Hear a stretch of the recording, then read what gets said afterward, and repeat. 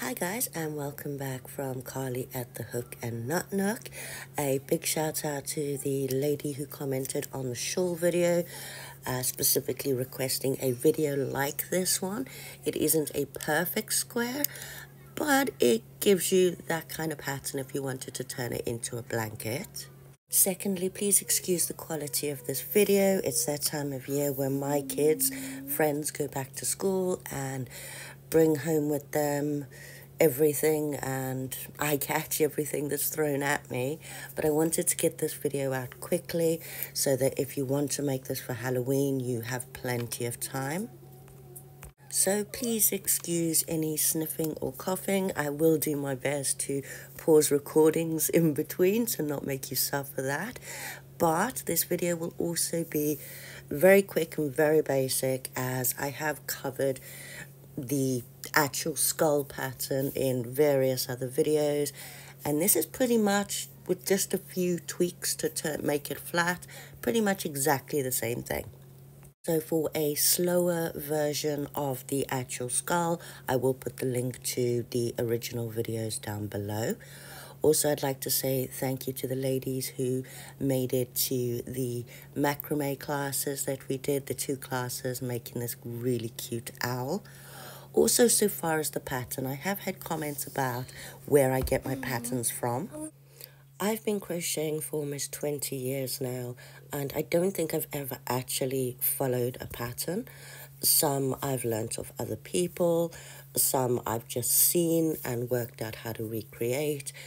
This one, I'm pretty sure the first time I did this one was at a craft fair in London. So I couldn't tell you who exactly the credit should go to for originally doing it. I'm not taking it myself. The point of my videos is just to show you guys how I do it and hopefully help you along the way.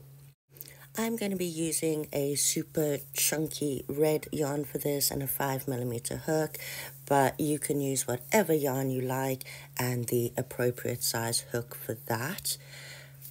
Now, as we do with the other skulls, again, to repeat myself, there will be the slower version down below.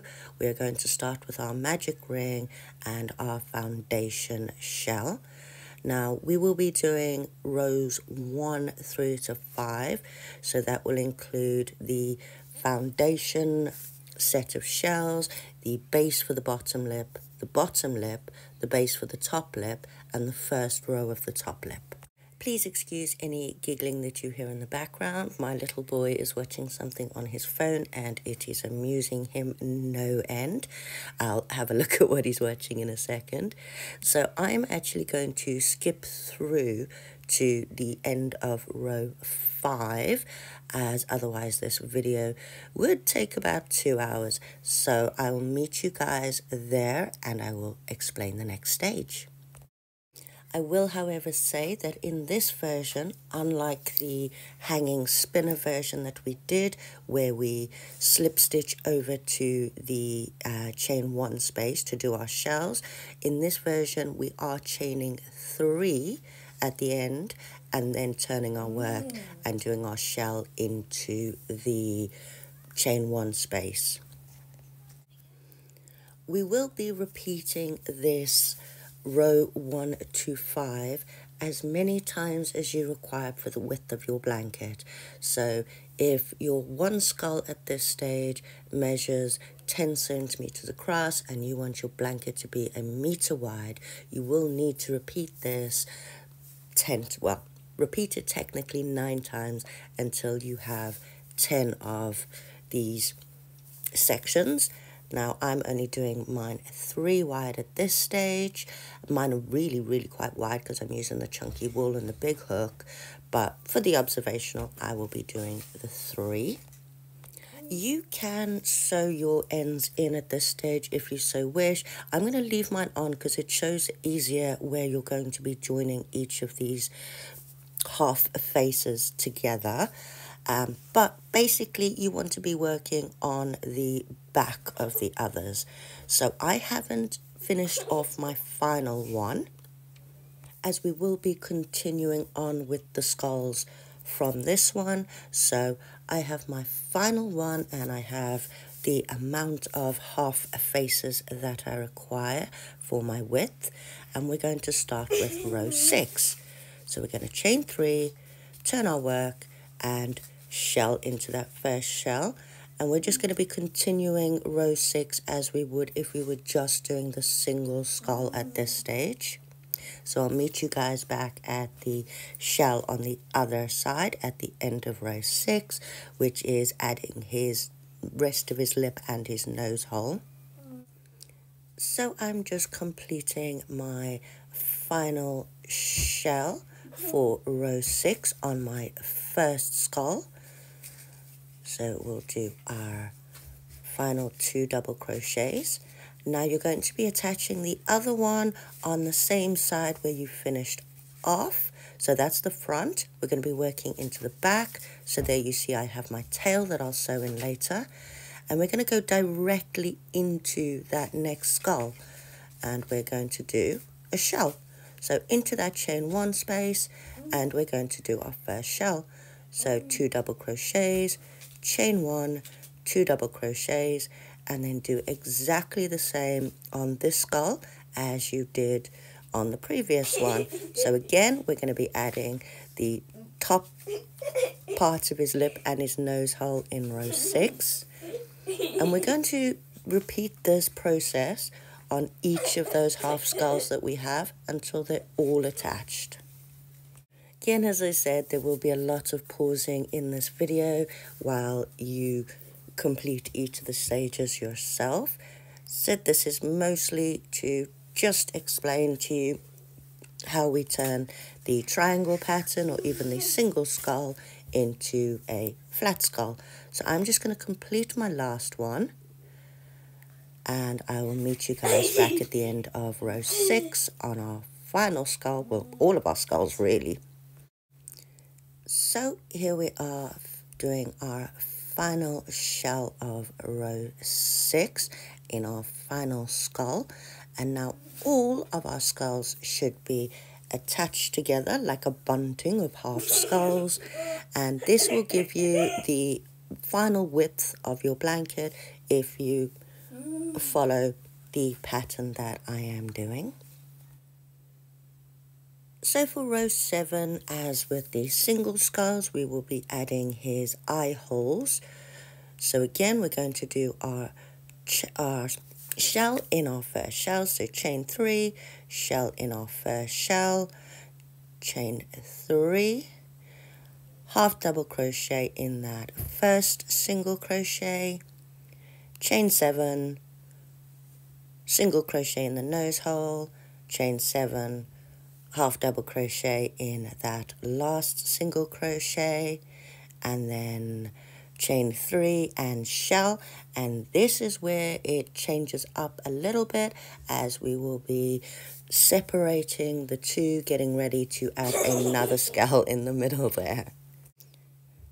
So we're just completing our final shell, and now we've come to our next skull. So we're going to chain 2 here and then shell into the shell of the next skull. And again, complete row 7, adding the eye holes for the next skull. When you do that last shell on the next skull, again chain 2 and go straight into the shell of the next shell. And that is round 7. And we've added the eye holes on all of our foundation skulls, and we've started the gap in between the shells to add our middle shells in row 9. But let's not speed ahead, we've still got round 8 to do. So at the end of round 7, each of our guys have their eye holes, and we have a chain 2 gap in between. Now round 8, if you were doing the V blanket or the triangle blanket, would have this is where we'd put the double shell. So we'd start adding new shells onto the end. This is where it changes up a little bit, as we've already made the foundation with the chain 2 in between that we'd be doing by doing that double shell in the middle. So we're just going to complete round 8 without adding any extra bits, again with that chain 2 in between.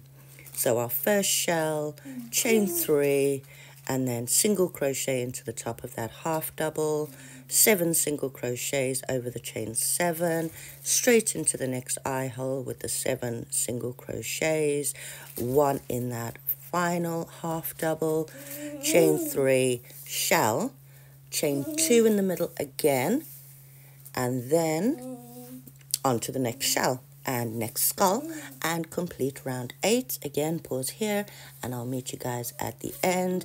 Luckily, I only have 3 to do right now. I'm assuming you guys would be making yours a lot wider, so you'd have a lot more to do than me. See you at the end of row 8. So at the end of round 8, or row 8, sorry, all of our guys have their eyebrows, or the first row of their forehead. So we're going to do row 9. I'm not sure why I keep calling it rounds, but row 9 now. And this is where we're going to be adding our extra skulls.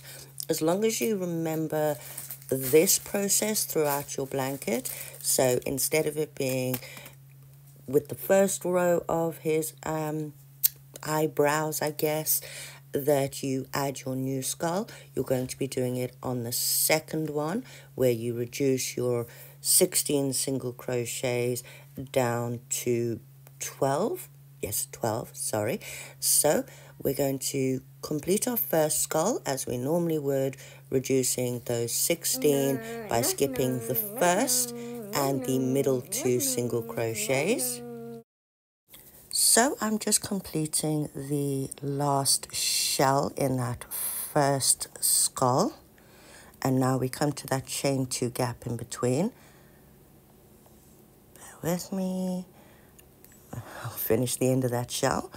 All right, and now where we've got that chain 2 gap, we're now going to start the base of the next one, like down here. So we're going to chain 7 to make the base for his bottom lip. So chain 7 in between, and then shell into the next shell, or the first shell of our next skull along. So for row 9, each of our main skulls should have the forehead reduced from 16 to 12, and in between we should have the shells together, 2 lots of chain 2, and then a row 9 would be the chain 7 in between each of the skulls. So pause here and complete row 9. And now for row 10, we're going to be starting on those middle skulls. So we're going to complete row 10 as we normally would, with reducing the 12 down to 10 by skipping the single crochets on either end of his forehead. So for row 10, we're finishing our final shell in the end of that first skull, and that should bring us to the chain 7 space in between. So we're on row 10 on our original skulls, but we're on row 3 of the middle skulls.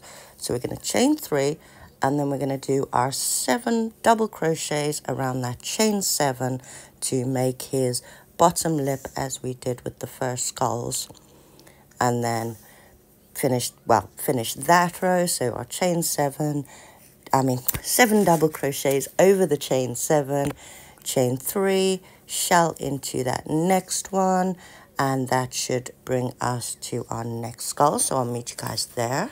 Now at this point, it will look like your work is starting to arc down because we are widening that section in the center. However, we will also be thinning the original heads, the outside heads, so it will all straighten out eventually, trust me. So we've just done our shell at the end after adding the lip, and we've come to our center head again. So again, we're going to chain 3 and reduce the top of his head from 12 stitches to 10, again by skipping the ones on the end, chain 3, shell, and that'll bring us back to our chain 7, where we're going to repeat the bottom lip, or row 3 of our skull, and row 10 of our outside skulls. Hope this isn't too confusing.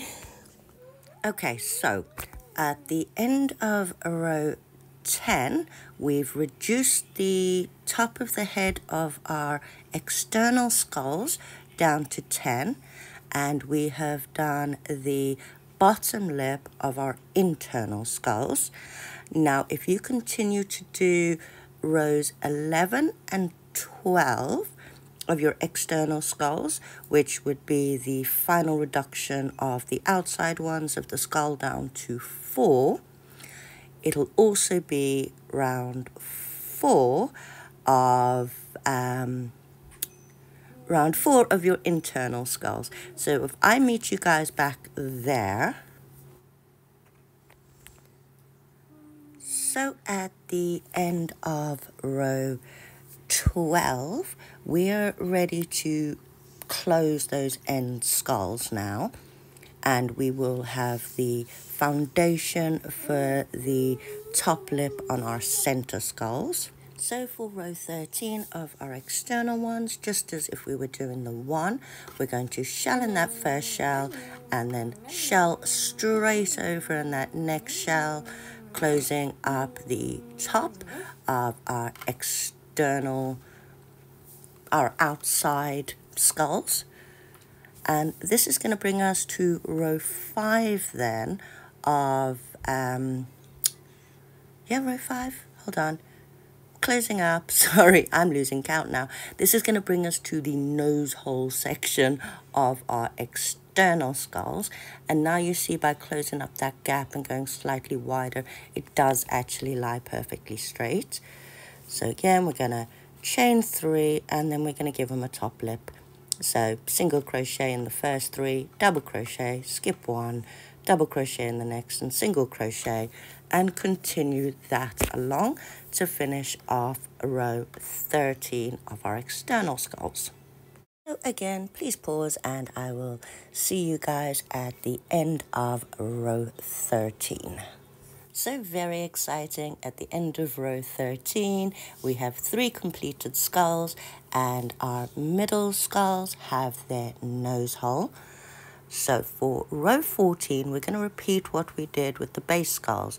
So we've got that one without a gap, and then we're going to do 2 chain 2s in between. So row 14, we'll have chain 2 over the middle section. Row 15, we'll have chain 2 over the middle section, but by row 16 we should be getting ready to do the second layer of his forehead again.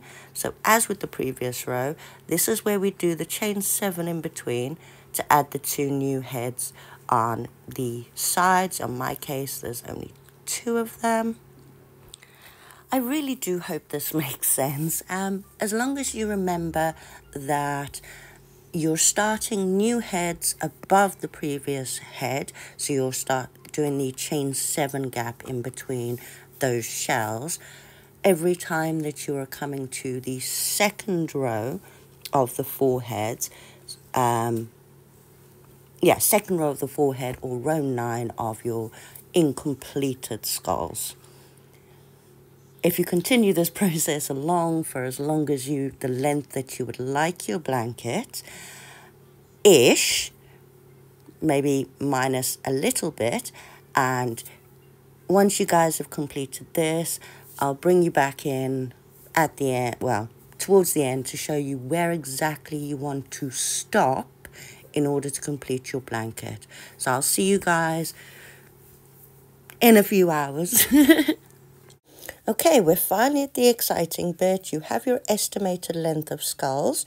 Your internal ones are completed, and you have your 2 sets of chain 2 in between, and your external ones have the first row of their eyebrow. So this would be row 9, and this is where we'd be adding extra skulls, but we're not going to do that. This is a separate section, as you will be completing each of those incomplete skulls separately.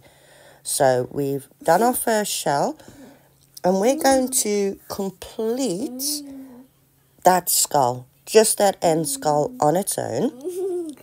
So getting to the shell on the second, chaining 3, turning your work and working back on that one skull. Now it is a bit fiddly attaching your yarn again to each new skull, but it does give it the best finish. It is well worth the time and effort.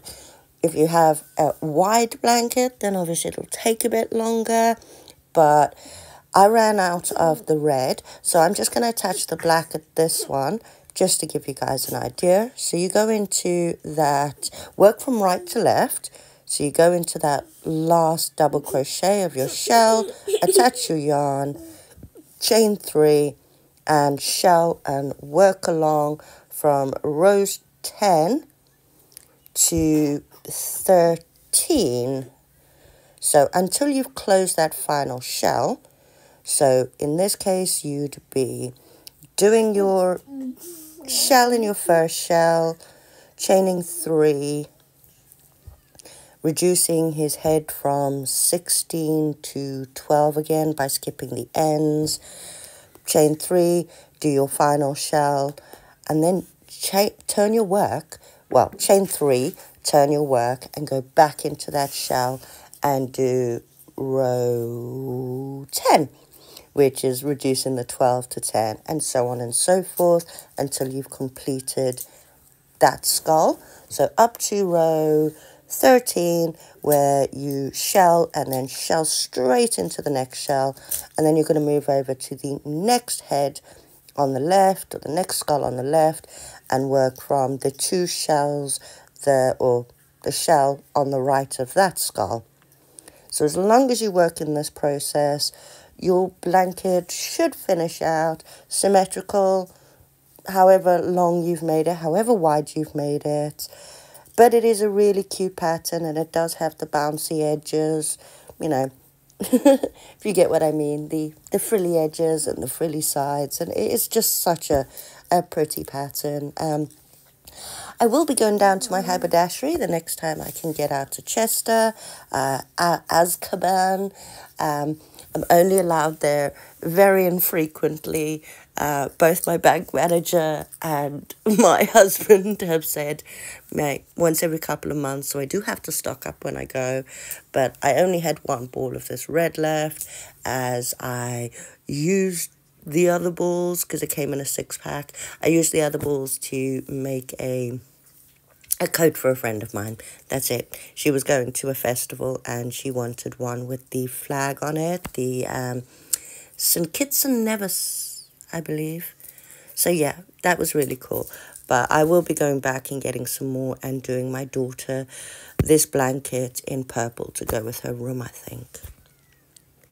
Really hope you guys enjoyed this video. I will now be unraveling all of this and starting again in purple. As I said, I just wanted to get it out there quickly, because if you're making a large one, it can take a while to do, especially if, like me, you crochet in between doing other crazy things.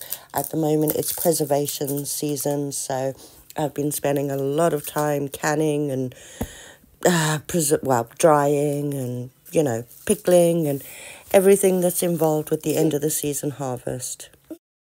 If you did enjoy the video, find it useful, we really do appreciate if you hit like. If you want to subscribe, I upload quite frequently. It's not all just crochet. Sometimes it's foraging, macrame, sewing, DIY projects, things like that. But if you do hit the notification and the bell, you will get, not notifications, subscribe and hit the bell, you will get notifications every time we upload another video. I appreciate you guys coming back. Bye.